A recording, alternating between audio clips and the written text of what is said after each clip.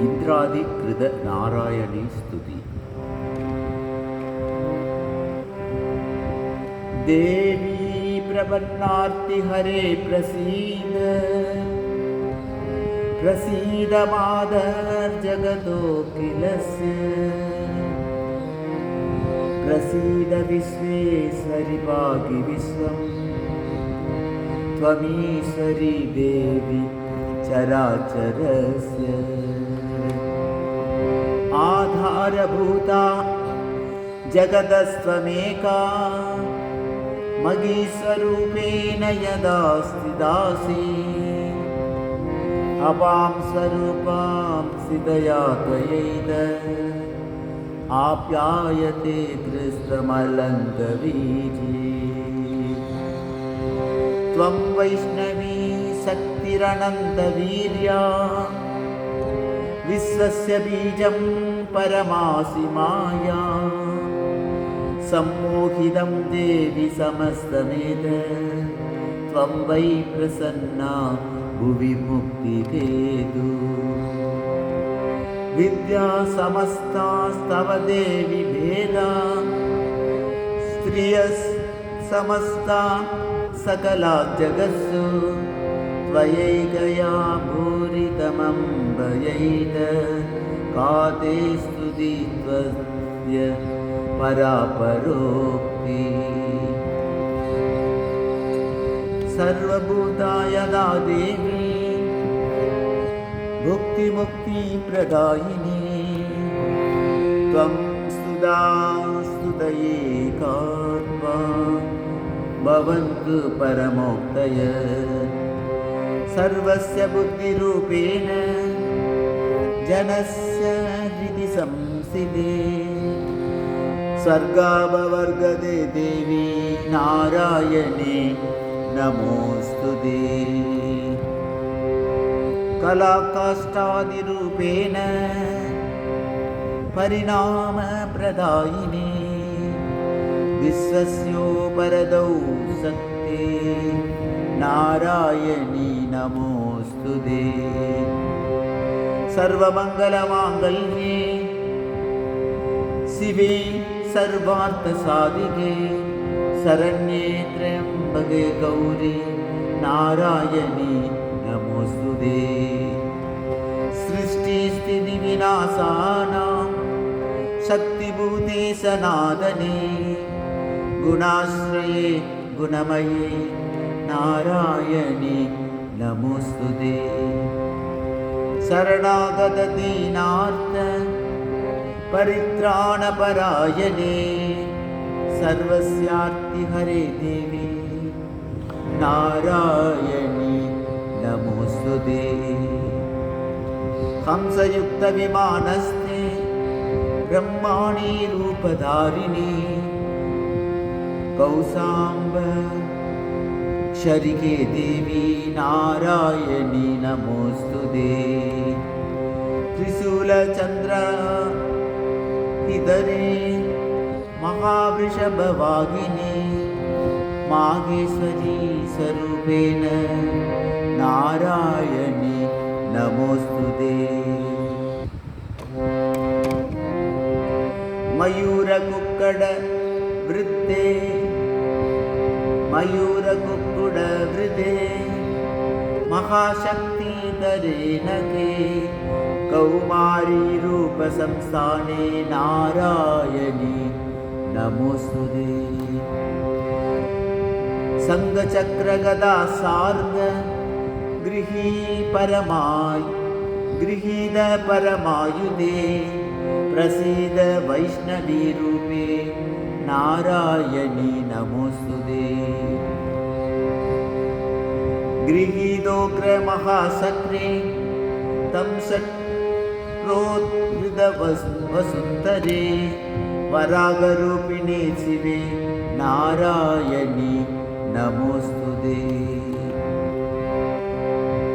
नृसिंहरूपेण ग्रहेण हन्तुं दैत्यान् गरुडोद्यमे, त्रैलोक्यत्राणसहिते नारायणि नमोऽस्तुते। किरीटिनि महावज्रे सहस्रनयनोज्ज्वले वृत्रप्राणहरे चैन्द्रे नारायणि नमोऽस्तुते। शिवदूतीस्वरूपेण हतसैत्य महाबले घोररूपे महारावे नारायणि नमोऽस्तुते। तंष्ट्राकरालवदने शिरोमालाकिभूषणे चामुण्डे मुण्डमदने नारायणि नमोऽस्तुते। लक्ष्मीलज्जे महाविद्ये श्रद्धे पुष्टि स्वदे ध्रुवे महारात्रे महामाये नारायणि नमोऽस्तुते। मेधे सरस्वती वरे भूतिभाब्रवीतामसि नियते त्वं प्रसीदेशे नारायणि नमोऽस्तुते। सर्वस्वरूपे सर्वेशे सर्वशक्तिसमन्विते भयेभ्यस्त्राहिनो देवी दुर्गे देवी नमोऽस्तुते। ये दत्ते वदनं सौम्यं लोचनत्रयभूषितं पातु न सर्वभूतेभ्यः कात्यायनि नमोऽस्तुते। ज्वालाकरालमत्युग्रम् अशेषासुरसूदनं त्रिशूलं पातु नो भीते न भद्रकाली नमोऽस्तुते। हिनस्ति दैत्यतेजांसि स्वनेनाभूजया जगत् सा गण्डा पातु नो देवी पापेभ्यो न सुदानिव। असुरासृक्वसा भङ्ग सच्चिदस्ते करोज्जल शुभाय कट्को भवतु चण्डिके त्वां नदा वयम्।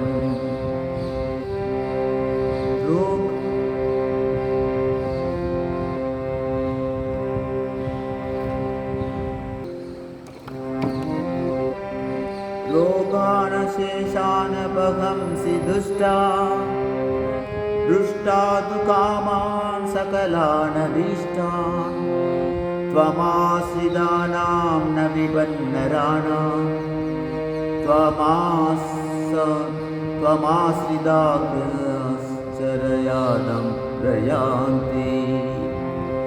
ये तत्कृतं यत्कदनं तव यात्य धर्मद्विषां देवी महासुराणां रूपैरनेत्रैः बहुदात्ममूर्तिं कृत्वाम्बिके तत्र करोति कान्या। विद्यासु शास्त्रेषु विवेकदीपेषु आद्येषु वाक्येषु च कात्वदन्त्यां ममत्वगर्तेति महान्तकारे विप्रामयत्येतदतीव विश्वम्।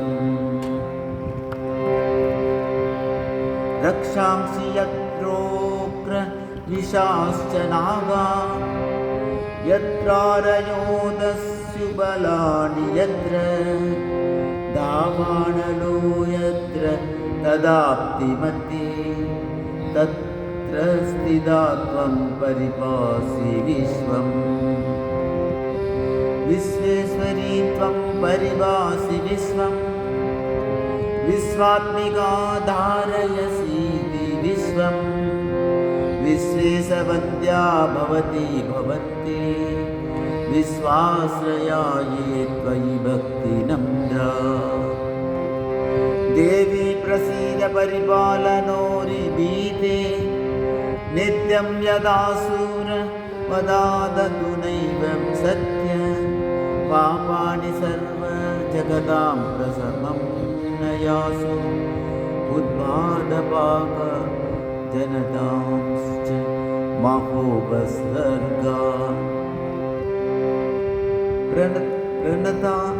प्रणतानां प्रसीत्वं देवी विश्वार्तिहारिणी त्रैलोक्यवासिनामीचे लोकानां वरदा भव।